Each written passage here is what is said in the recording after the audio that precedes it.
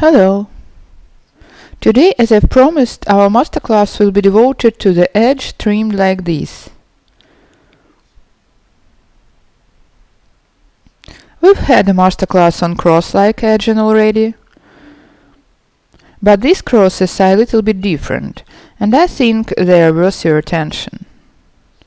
We are going to finish the item we started in the previous video. Today I'd also like to tell you that I didn't feel like weaving for quite a while. When I renewed the process after the war, my first works looked like this. They had such a color scheme, red and black, the colors of war.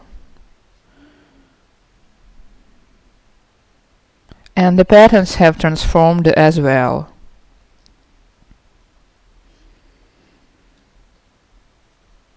At first I started weaving this panel picture, which you can use as a tray as well. As usual, I started with a spikelet, which is a typical pattern for panel pictures. However, I don't feel like weaving any natural pattern symbolizing harmony.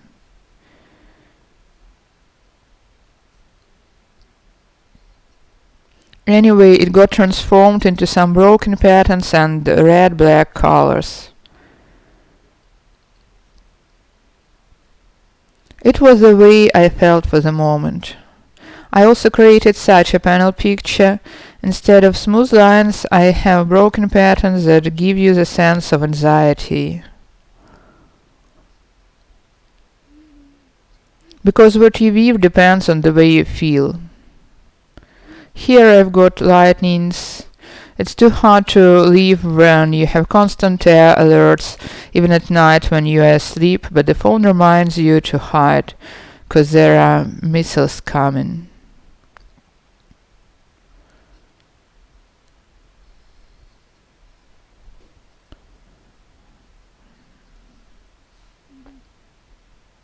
The last work I'd like to show you symbolizes a whirlpool, drawing you into the hatred, pain, and despair. But we won't allow to get us drawn. We'll continue working, believing in our victory. God saves Ukraine. So, let's pass on to trimming the edge of the item. In the previous masterclass, we woven such a plate in a herringbone pattern.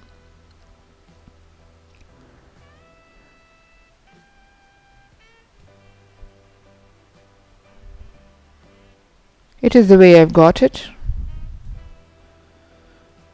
I've smoothened the stitches. Let's take a look at the way the work was finished. I was straightening the edge gradually, tucking in the tubes of the base under the loops of the previous row, one tube at first and then the second one.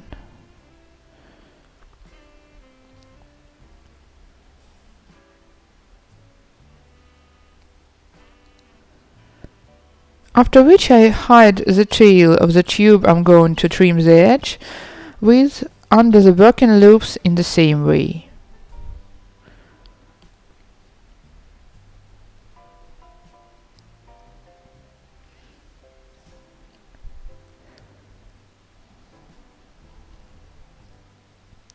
Tuck it in like this, after which I lead the tube behind the second loop from the outside.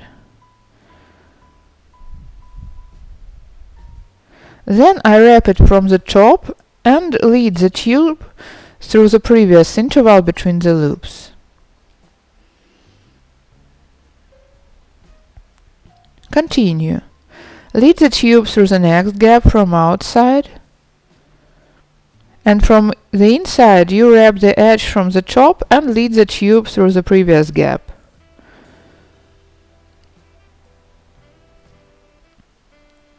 Perform the third stitch in the same way.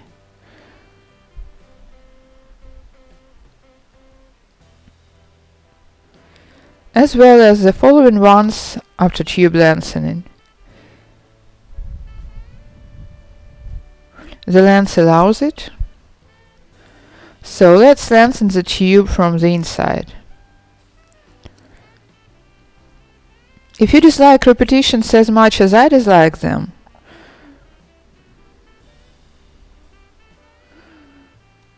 you can experiment with this kind of edge trimming too. Take a look, please. Here I lead the tube behind the second loop and lead it out through the first gap, right?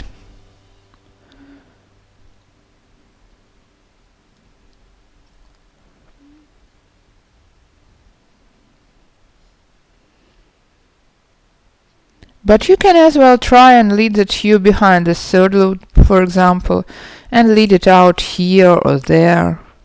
I mean, the length of the final loop can be different.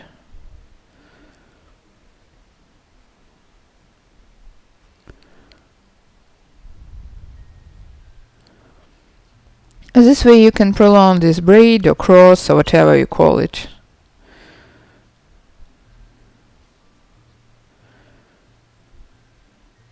Lengthen the tube in a normal way. Cut the end as sharp as you can.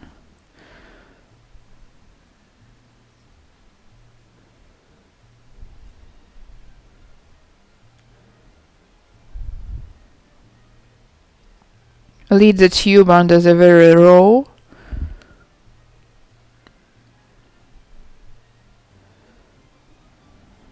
And continue until the end of the row.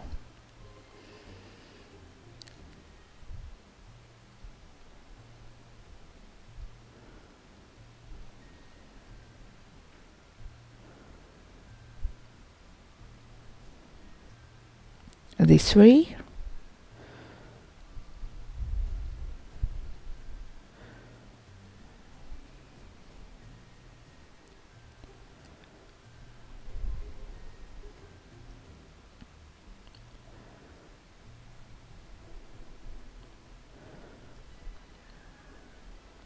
I've reached the end of the row.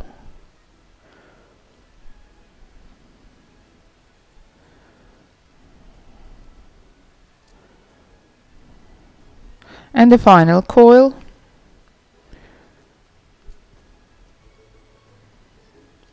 Let's lead it here. As for the opposite side, I have to keep the pattern. So I see that these reverse loops go under the previous ones. That's why I lead it here like this, and then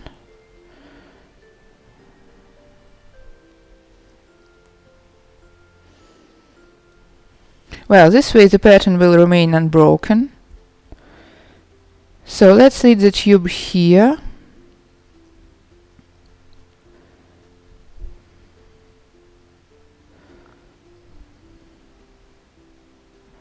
Right? Right. Well, here the pattern is not broken. Let's check where to hide the tail.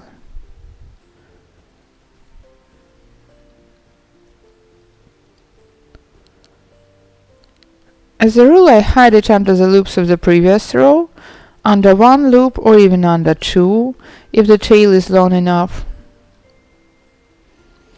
Well, the tail left here is not long. That's why I'm leading it under one loop. This way, smoothen it neatly, and cut the tail like this. That's all. It is the way the trimmed edge looks. Afterwards, while priming, I'll correct the form in case there is any unevenness. So I propose you to try and trim the edge of your work this way too. I wish you success in your creativity. All the best to you.